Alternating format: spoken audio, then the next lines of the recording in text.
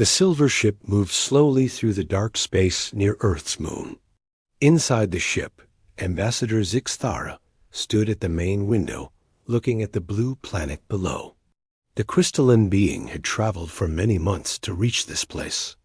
Behind him, Dr. Quental checked the sensor readings one more time. The insectoid doctor was nervous about meeting the creatures from this dangerous world. "Are you sure the environmental suits will protect us?" Dr. Quental asked. His voice made clicking sounds as he spoke. "The reports say this planet is deadly. The gravity is too strong. The weather changes too fast. The air has poison gases." Ambassador Zixthara turned away from the window. His crystal body caught the light from the ship's controls. "We have the best protection the Galactic Council can provide. These humans must be very careful creatures to survive on such a world. They will understand our need for safety." On the space station orbiting Earth, Captain Jake Morrison read the alien message again. The words were simple but strange. The aliens wanted to meet humans to talk about joining something called the Galactic Council. Jake had been in space for 10 years, but he had never seen anything like this. "Lisa, come look at this," Jake called to Lieutenant Lisa Carter. She was working at the biology station. "What do you think these aliens are like?" Lisa walked over to read the message. She was the station's expert on life forms. "They seem very polite. Look how they ask permission for everything. They want to know if our air is safe for them. They want to know if our gravity will hurt them. They even ask if our lights are too bright." Commander Rick Torres joined them at the communications desk. He was the head of security for the station. "They sound scared," he said. "Why would advanced aliens be scared of us?" Jake looked at the message again. "Maybe they know something we don't." Send a reply. "Tell them we will meet them at the neutral station in Sector 7. Tell them we will bring 3 people. Tell them we are looking forward to meeting them." The alien ship arrived at the meeting. Station first. Ambassador Zixthara and Dr. Quental put on their heavy environmental suits. The suits covered their entire bodies. They had special air filters and gravity adjusters. They even had medical monitors in case something went wrong. "Remember," Ambassador Zixthara said through his suit's speaker, "these creatures come from a death world. They have survived by being very careful. They will probably wear suits like ours. They will move slowly. They will check everything before they touch it." Dr. Quental nodded inside his suit. "I have medical equipment ready. Creatures from such a dangerous world must be very fragile. They probably get hurt easily." When the human ship arrived, the aliens watched through their sensors. They expected to see humans in heavy protective suits. They expected to see medical equipment. They expected to see humans moving carefully and checking everything. Instead, they saw Captain Jake Morrison walk out of his ship wearing only his normal uniform. He was followed by Dr. Amy Parker, who carried only a simple tablet computer. Behind them came Colonel Steve Martinez, who looked completely relaxed. "This cannot be right," Dr. Quental said. "Where are their protective suits? Where is their medical equipment? How can they breathe our air?" Ambassador Zixthara watched the humans approach. They walked with confidence. They looked around with curiosity instead of fear. "Perhaps they are wearing some kind of invisible protection," he said. The meeting room was large and round. The aliens had set up special medical stations in safety. Equipment. They had air filters running. They had gravity adjusters ready. They had emergency medical supplies. Captain Jake Morrison entered the room first. He smiled when he saw the aliens. "Welcome to our solar system," he said. "I am Captain Morrison. This is Dr. Parker, our lead scientist. This is Colonel Martinez, our military advisor." Ambassador Zixthara was confused. The human was standing in the same room without any protection. "Are you not concerned about the air quality?" he asked. Are you not worried about the gravity? Do you not need medical monitoring? Jake looked puzzled. The air is fine. The gravity feels normal. Why would we need medical monitoring? Dr. Amy Parker stepped forward. She was a tall woman. With brown hair, we tested the environment before we came. Everything is safe for humans. Is there something wrong? Dr. Quintal could not believe what he was hearing. But you come from a death world. Your planet is known throughout the galaxy as one of the most dangerous places to live. How can you be so calm? Colonel Martinez laughed. Dangerous? Earth is just our home. We grew up there. It's normal to us. Ambassador Zix Thara began to explain. Your planet has severe weather storms. It has earthquakes that can destroy cities. It has volcanoes that can change the climate. It has meteor impacts. It has ice ages. It has mass extinctions. Most species would consider it uninhabitable. Dr. Parker nodded. Yes, those things happen. But we have learned to deal with them. We build strong buildings for earthquakes. We track storms and take shelter. We study volcanoes to predict eruptions. We watch for meteors. These are just part of life. Just part of life? Dr. Quintal's voice rose higher. These are catastrophic events that could kill millions of beings. Jake shrugged. Sometimes they do. But we rebuild. We learn. We get better at handling them. That's how we survived. The aliens looked at each other. This was not what they expected. They had prepared to meet careful, frightened creatures who survived by hiding and being extremely cautious. Instead, they found beings who seemed to treat deadly dangers as normal problems to solve. Ambassador Zix Thara tried to understand. When your planet has a dangerous storm, what do? We track it, Dr. Parker said. We warn people. We prepare supplies. We help people evacuate if needed. After it passes, we clean up and rebuild. You go toward the storm? Dr. Quintal asked. Someone has to, Colonel Martinez said. How else would we study it? How else would we help people? The aliens were quiet for a long moment. In their cultures, when danger appeared, everyone ran away. They waited until it was completely safe before they returned. The idea of going toward danger was impossible to understand. We need to learn more about your species, Ambassador Zix Thara said finally. The Galactic Council must understand how you survived on such a world. Jake smiled. We'd be happy to tell you. But first, why don't you take off those heavy suits? You look uncomfortable. The aliens looked at each other in shock. Remove their protective suits? In an unknown environment?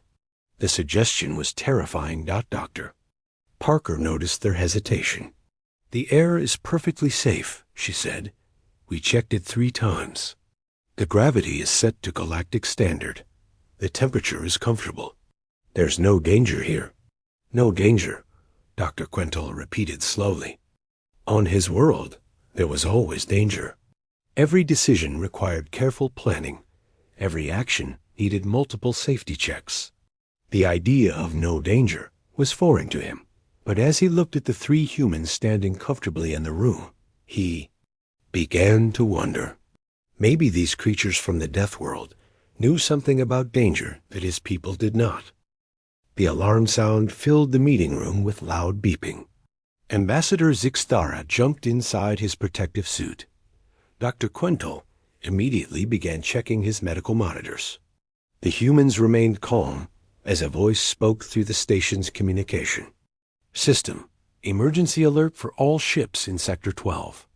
Large asteroid field moving toward Kepler mining colony. All vessels maintain safe distance. Evacuation protocols in effect. Captain Jake Morrison walked to the nearest communication panel. This is Captain Morrison. What's the situation? The voice replied quickly. Sir, we have a massive asteroid. Field drifting toward the Kepler colony. Over 300 miners are trapped. The field is too dense for normal rescue operations.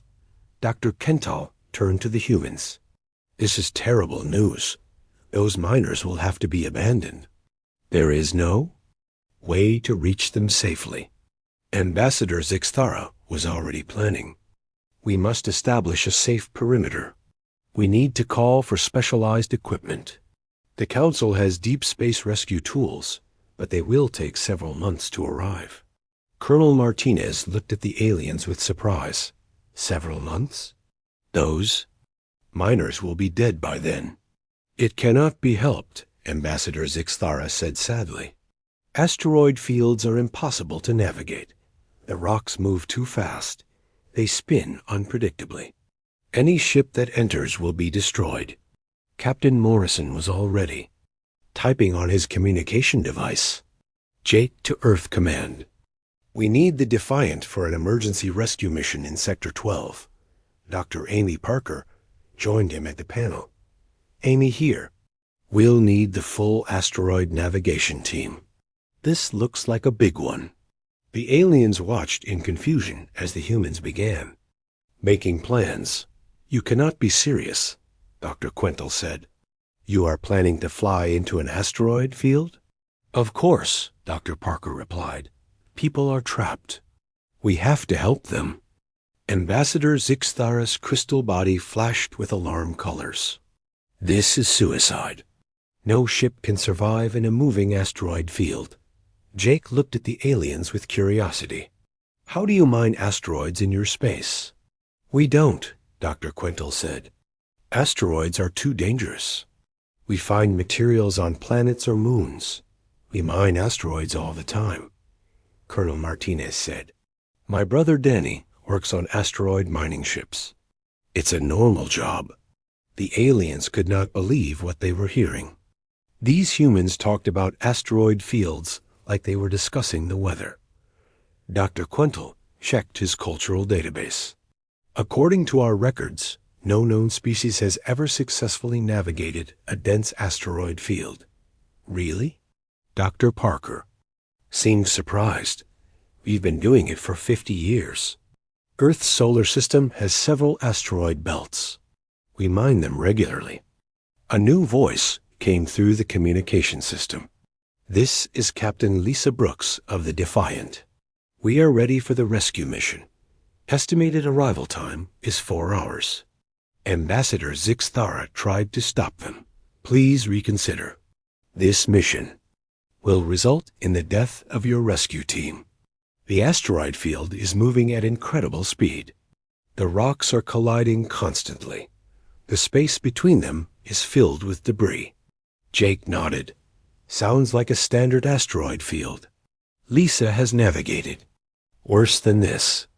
Dr. Quental pulled up the sensor data on his display. Look at these readings.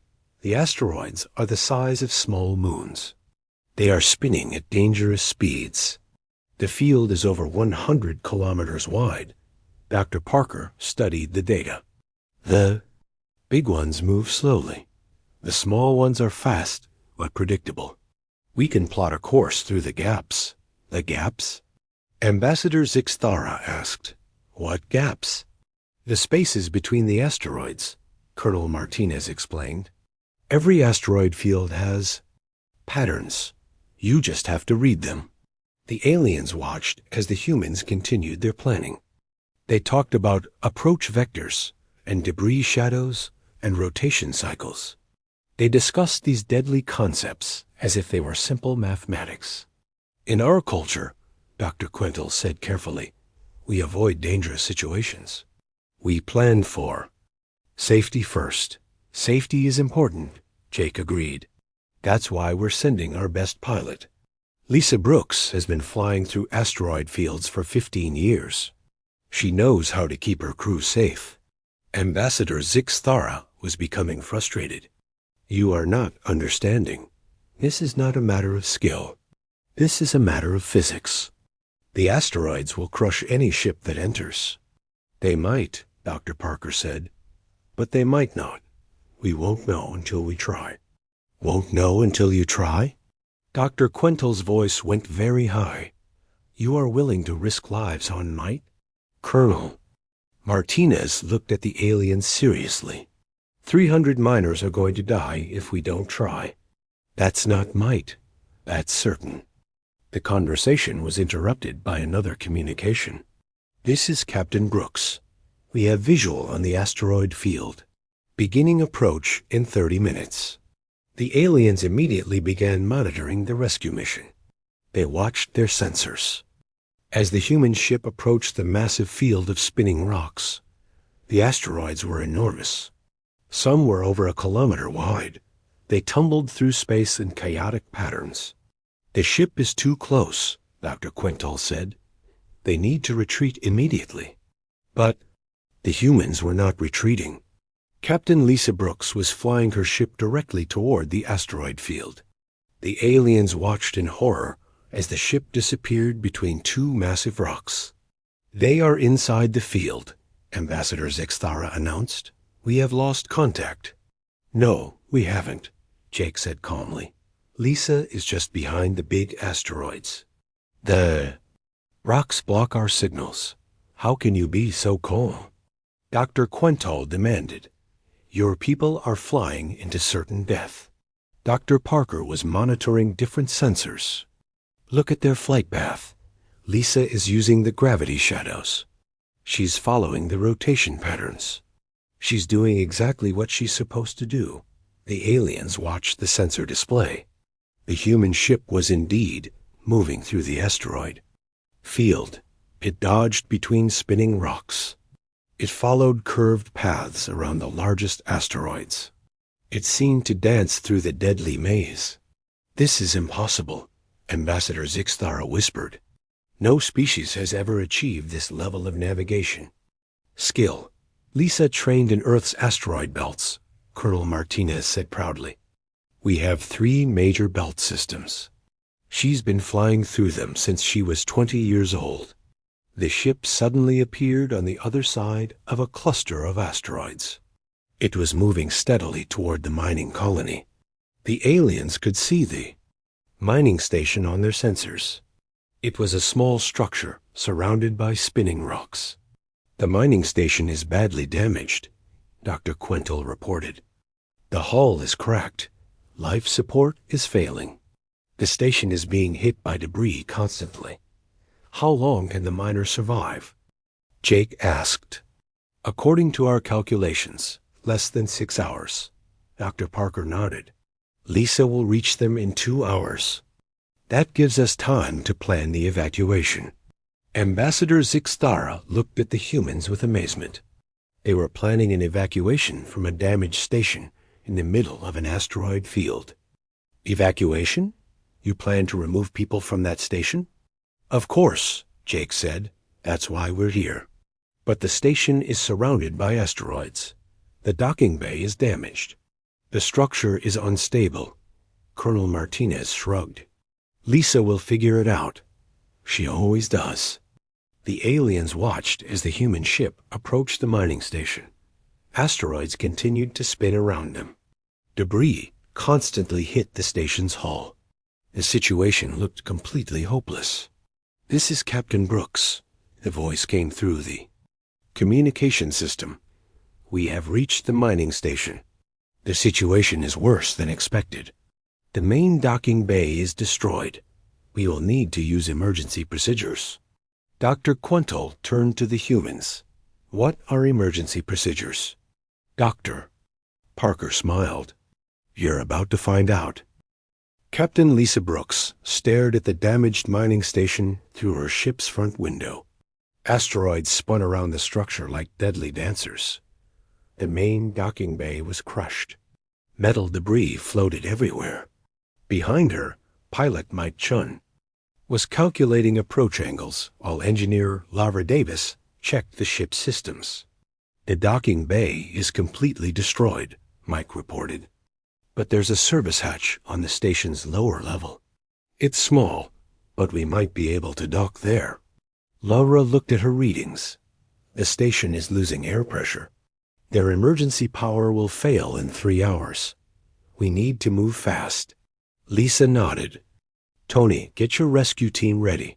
We're going in. Tony Garcia was the ship's rescue specialist. He had saved people from burning buildings, sinking ships, and collapsed mines. But he had never tried to rescue anyone from a station in an asteroid field. On the diplomatic station, the aliens watched their sensors in disbelief. The human ship was flying directly toward the damaged mining station. Asteroids continued to bombard the area. Any normal approach would be impossible. They are flying. Into the debris field, Dr. Quintal said. The asteroids will destroy their ship. Ambassador Zixtara was monitoring the situation carefully. The largest asteroid will impact the station in 47 minutes. The humans must know this. Captain Jape Morrison was listening to the communication from Lisa's ship. Lisa, we're tracking a big rock heading your way. Can you see it? Lisa's voice crackled through the speakers. I see it, Jake. It's about 2 kilometers wide. Moving slowly. We have time to get in and out. 2 kilometers wide? Dr. Quintal's voice was shaking. That asteroid will completely destroy the station. Not if we get everyone out first, Doctor. Amy Parker said calmly. The aliens watched as the human ship approached the service hatch. The hatch was on the bottom of the station, protected by a small overhang. But asteroids were constantly hitting the area. The ship would have to dock while rocks bounced off its hull. This is impossible, Ambassador Zixtara said.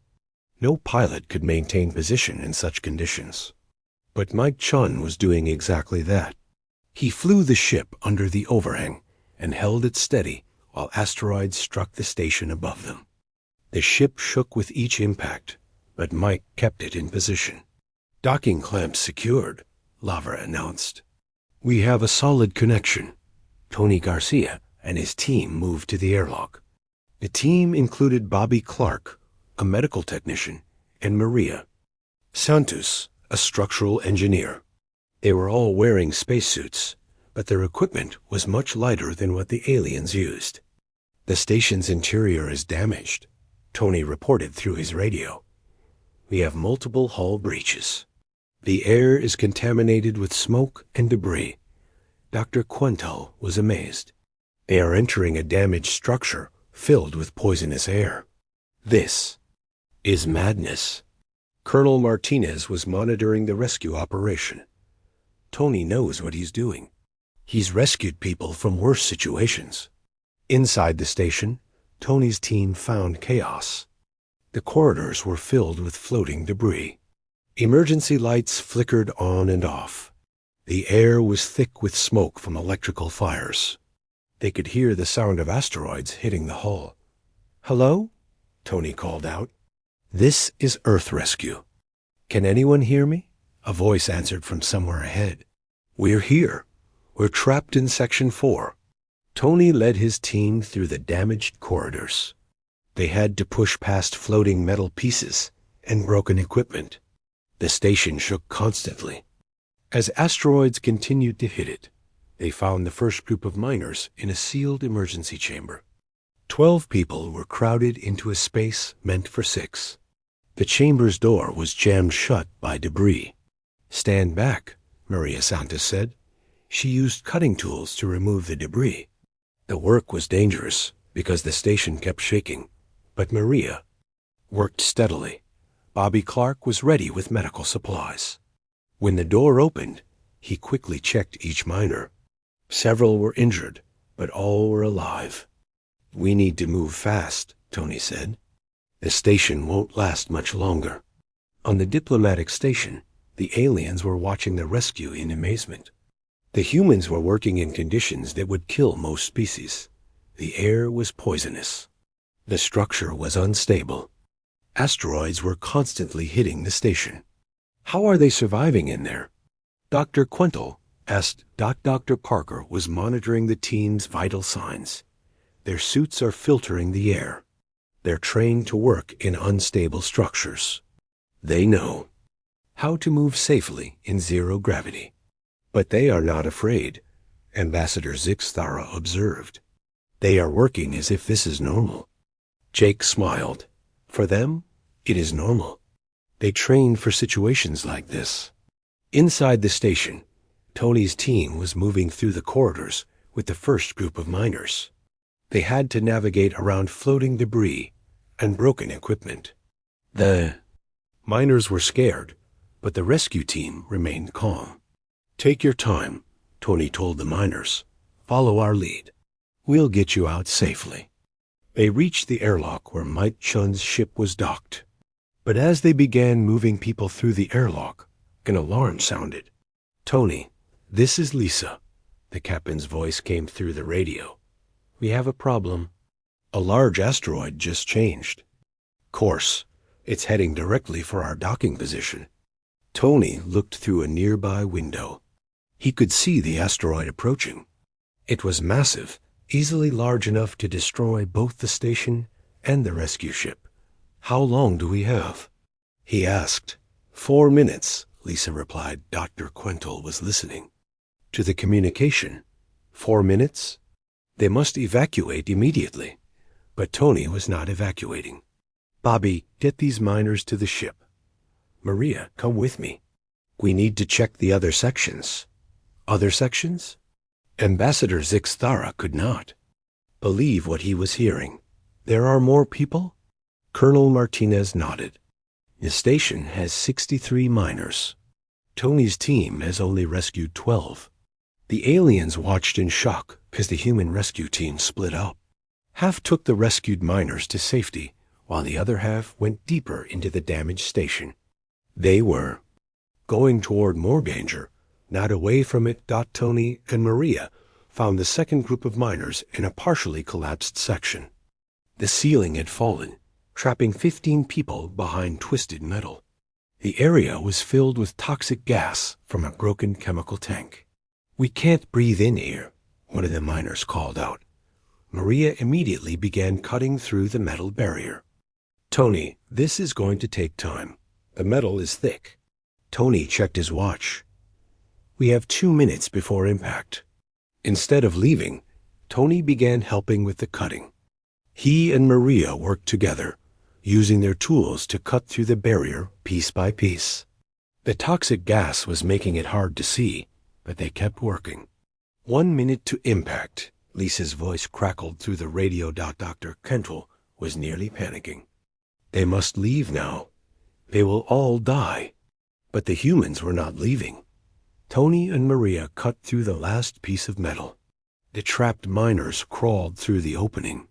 Tony counted them quickly. 15 miners rescued, he reported. Moving. To the ship now. They had 30 seconds left. The group ran through the corridors as fast as they could. Behind them, they could hear the approaching asteroid. The station shook harder as the massive rock got closer. They reached the airlock with 10 seconds to spare. Tony pushed the last miner through the hatch and sealed it behind him. "Everyone's aboard," he announced. "Lisa, get us out of here." The ship disconnected from the station just as the asteroid struck. The impact was enormous. The mining station was crushed instantly. But the human ship was already moving away, carrying all 63 miners to safety. Ambassador Zixthara stared at the sensor display. The mining station was gone. The asteroid had destroyed it completely. But the human ship was intact, flying safely away from the debris field. "They saved everyone," Dr. Quental whispered. "They rescued all 63 miners from an impossible situation." Jake was smiling as he listened to Lisa's report. "All miners are safe and healthy. Minor injuries only. We're heading home." The aliens looked at each other in amazement. They had just witnessed something that should have been impossible. The humans had flown into a deadly asteroid field, boarded a collapsing station, and rescued everyone inside. They had done it calmly, efficiently, and without losing a single life. How? Ambassador Zixthara asked simply. Dr. Parker looked at the aliens with curiosity. How what? How did they do something so impossible? Colonel Martinez shrugged. Training, experience, and teamwork, same as always. The aliens realized They were beginning to understand something important about these creatures from the death world. They did not avoid danger. They did not run from it. They walked directly into it and solved the problem step by step. "Tell us about this training," Dr. Quental said quietly, and the humans began to explain. Ambassador Zixthara's crystal body pulsed with different colors as he processed what he had just witnessed. The impossible rescue was over. All 63 miners were safe. The human rescue team had walked into certain death and emerged victorious. He needed to understand how this was possible. "Please explain this training you mentioned," he said to the humans. Dr. Amy Parker activated a holographic display. "Let me show you Earth history. Our planet has always been dangerous. Every few thousand years, something tries to kill us." The display showed images of Earth's past. Massive volcanoes erupted, covering the sky with ash. Huge meteors struck the planet, creating craters the size of cities. Ice covered most of the continents during ice ages that lasted thousands of years. "These are extinction events," Dr. Quental said. "How did your species survive?" "We adapted," Colonel Martinez replied. "Every time something threatened us, we learned to deal with it. We became better at surviving." A display showed human settlements near active volcanoes. People lived in earthquake zones. Cities were built in areas where hurricanes struck regularly. The aliens could not understand why humans would choose to live in such dangerous places. "You build your homes next to volcanoes?" Ambassador Zixthara asked. "The soil is very fertile," Dr. Parker explained. "Volcanic ash makes excellent farmland. We just learned to predict eruptions and evacuate when necessary." Captain Jake Morrison joined the conversation.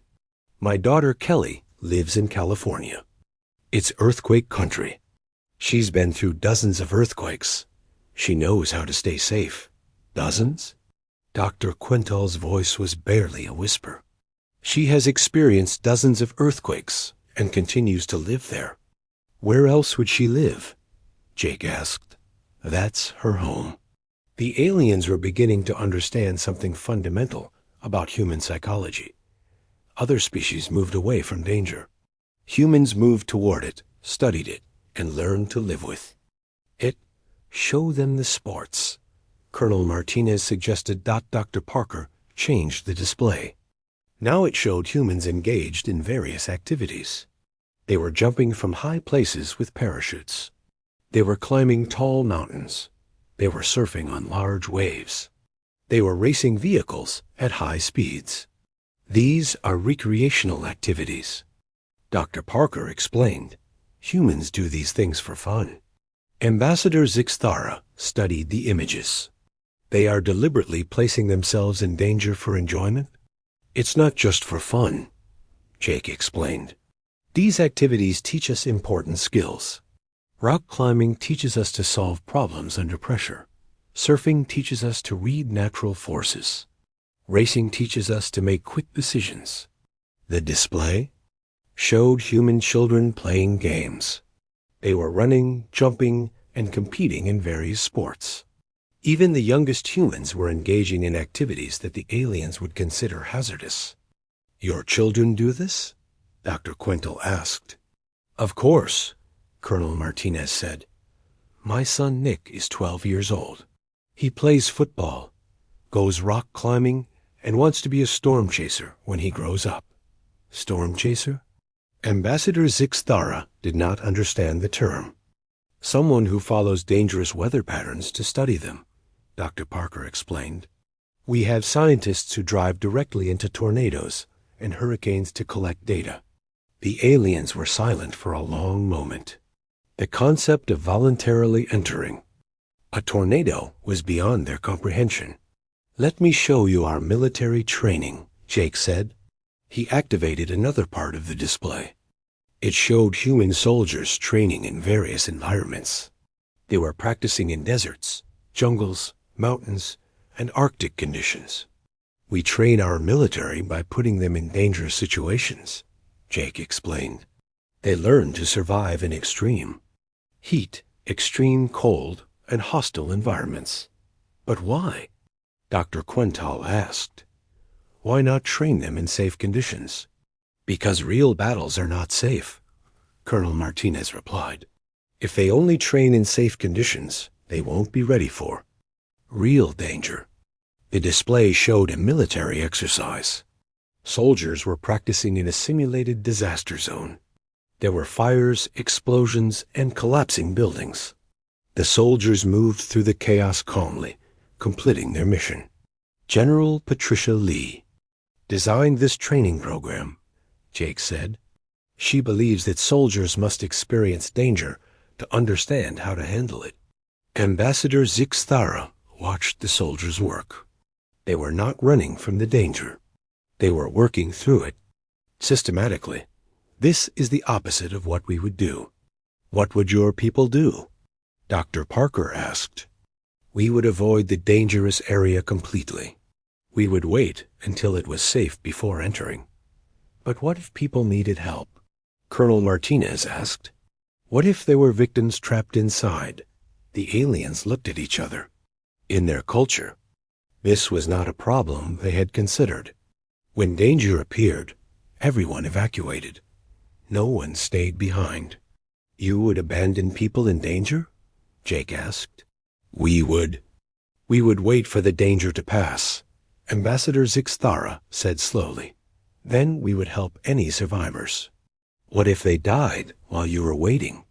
Dr. Parker asked. The aliens did not have an answer for this question. Dr. Parker continued.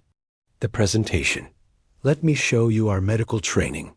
Human doctors learn by working with real patients who have real diseases. The display showed a hospital. Human doctors and nurses were treating patients with various illnesses. Some of the diseases were highly contagious. Some of the treatments were experimental and dangerous. Dr. Helen Young is our leading expert on infectious diseases, Dr. Parker explained. She has worked with some of the most dangerous viruses on Earth. She has been exposed to deadly diseases many times. Exposed? Dr. Quental was horrified. She has been infected with deadly diseases? Sometimes, Dr. Parker said. It's part of the job. She studies the diseases so she can find cures. She accepts the risk because the knowledge is important. The display showed Dr. Young working in a laboratory. She was handling samples of dangerous viruses. She wore protective equipment, but the aliens could see that she was working directly with materials that could kill her. Dr. Frank Miller is our expert on experimental treatments, Dr. Parker continued. He often tests new medicines on himself before using them on patients. He tests dangerous medicines on himself? Ambassador Zixthara could not believe what he was hearing. How else would we know if they are safe? Jake asked. Someone has to be first. The aliens were beginning to understand the pattern. Humans did not avoid danger. They studied it. They tested it. They learned from it. They used dangerous experiences to gain knowledge and skills. This is why you were able to rescue the miners, Dr. Quental said slowly. You have been training for dangerous situations your entire lives. Everyone has, Colonel Martinez agreed. Engineer Ben Thompson has worked in collapsed mines. Communications. Officer Rachel Green has survived 3 ship crashes. Pilot Janet Adams has flown through more asteroid fields than anyone in the fleet. Your entire species has this experience? Ambassador Zixthara asked. Pretty much, Dr. Parker said. Earth is a dangerous place. We all learn to handle danger just by growing up there. The aliens looked at the humans with new understanding. These were not lucky survivors from a death world.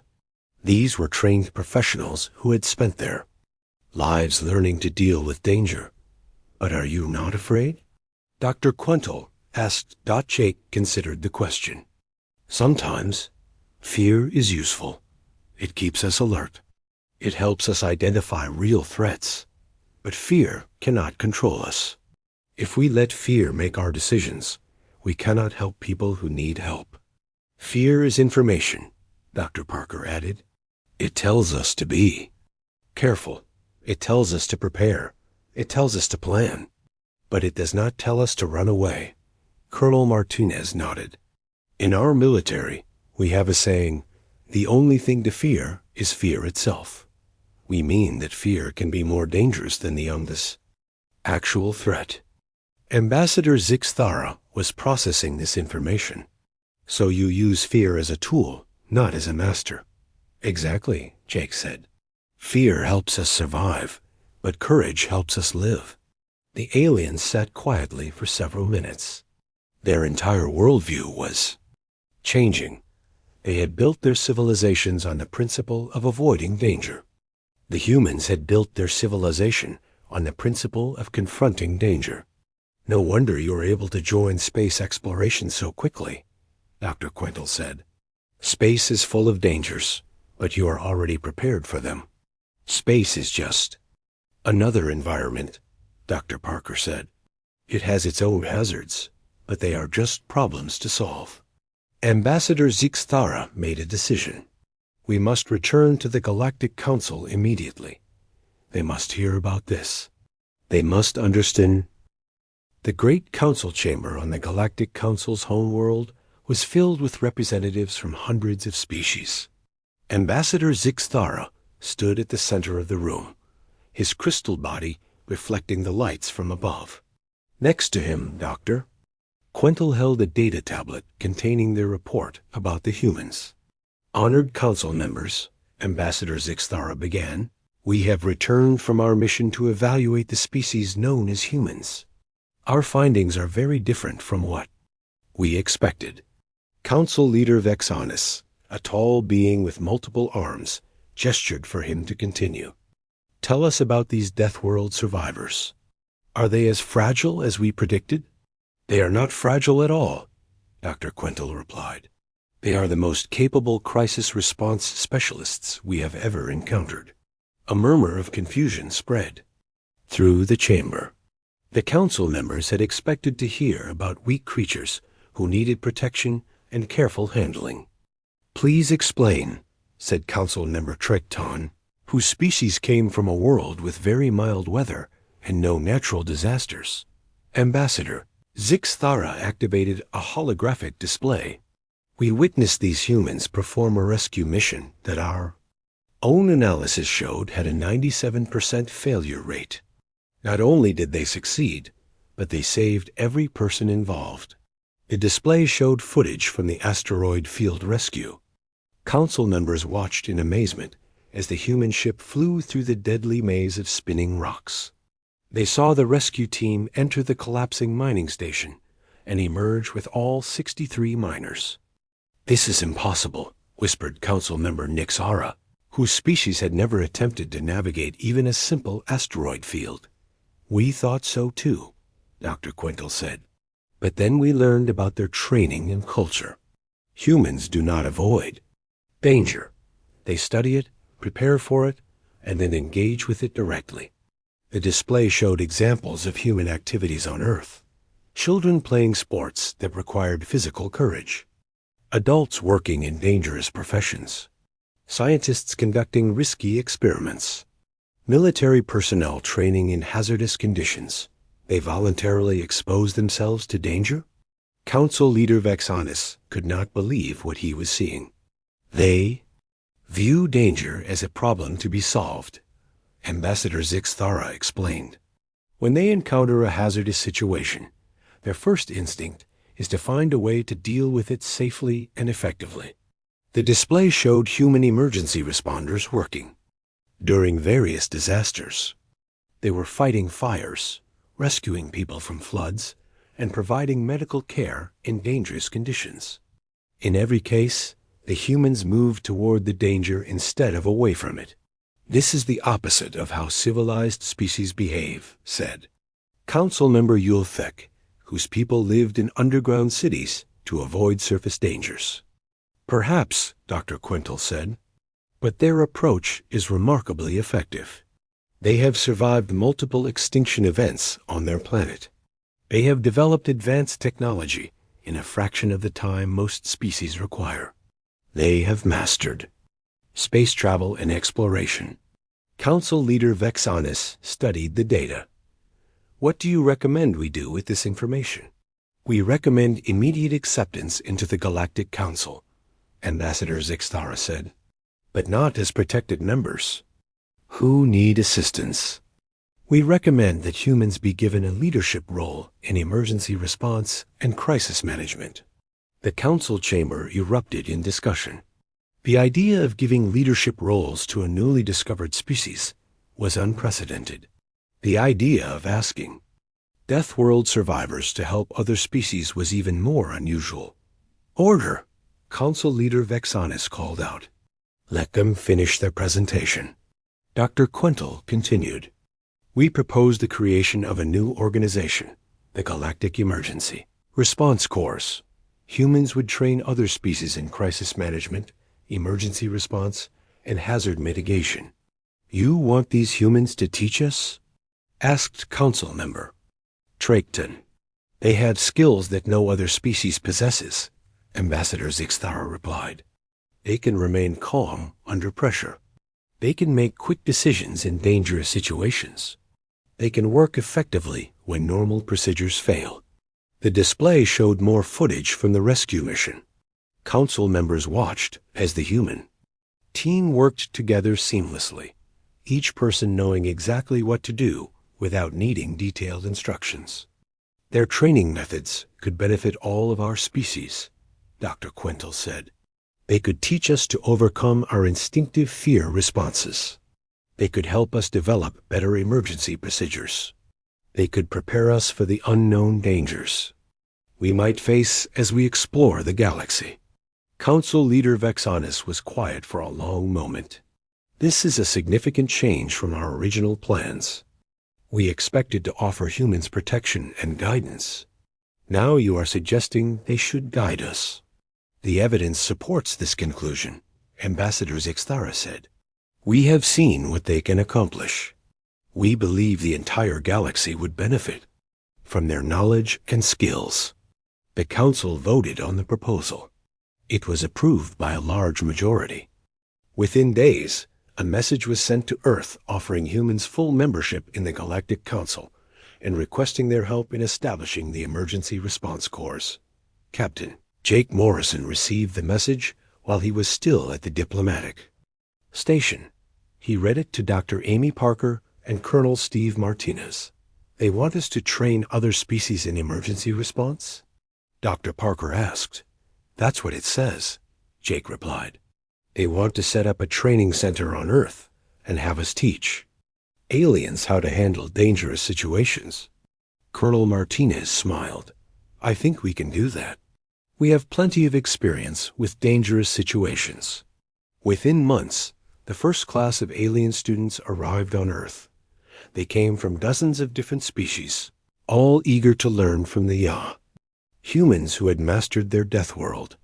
The training program was led by Director Sarah Mitchell, a former emergency coordinator who had managed disaster response for major hurricanes and earthquakes.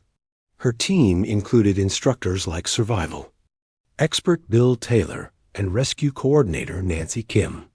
Welcome to Earth, Director Mitchell said to the first group of students. You are about to learn that danger is not something to fear. It is something to understand and overcome. The alien students were nervous at first. They were used to avoiding any situation that might be hazardous. The idea of deliberately entering dangerous training scenarios was frightening, but the human instructors were patient and encouraging. They started with simple exercises and gradually increased the difficulty. They taught the aliens to assess risks, prepare for emergencies, and work together under pressure.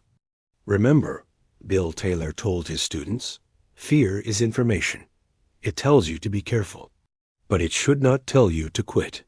The aliens learned to rappel down cliffs, navigate through obstacle courses, and perform rescues in simulated emergencies. They discovered that they could overcome their instinctive fear responses with proper training and practice. Nancy Kim worked with alien teams on communication and coordination. In an emergency, everyone must know their role, she explained. There is no time for confusion or hesitation. The training program was more successful than anyone had expected. Alien students who had never imagined facing danger were soon working confidently in hazardous situations. They learned to think clearly under pressure and make quick decisions when lives were at stake. The first graduation ceremony was held in a large auditorium on Earth. Representatives from the Galactic Council attended, along with proud families of the graduating students. Director Mitchell gave the opening speech. 6 months ago, you came to Earth as students, she said. Today, you leave as emergency response specialists. You have learned skills that will help you save lives and protect your communities. The graduating class included beings from 47 different species. Each had completed the full training program and demonstrated their ability to handle crisis situations. They received certificates and special equipment that would help them in their new roles. Ambassador Zixtara attended the ceremony. He watched as humans and aliens worked together to demonstrate their skills. Mixed teams performed rescue scenarios, emergency medical procedures, and disaster response exercises. This is remarkable, he said to Dr. Quentel. 6 months ago, most of these beings would have run from any sign of danger. Now they are running toward it. The humans have taught them well, Dr. Quentel replied. But more importantly, they have taught them to teach others. These graduates will return to their worlds and train their own people. The ceremony concluded with a demonstration by a mixed human-alien team. They performed a complex rescue scenario. That required coordination between multiple species with different abilities and specializations. Captain Jake Morrison watched the demonstration with pride. The team worked together smoothly, each member contributing their unique skills to solve the problem. The humans provided leadership and experience, while the aliens brought fresh perspectives and innovative solutions. This is the future of galactic cooperation, Dr. Amy Parker said. Not just humans helping aliens, but everyone working together to face whatever challenges the universe might present. The emergency response corps continued to grow. Training centers were established on other worlds. Mixed teams were deployed to handle emergencies throughout the galaxy. The humans had become teachers, but they were also learning from their students. Colonel Steve Martinez was assigned to oversee the expansion of the program. He traveled to Defeer,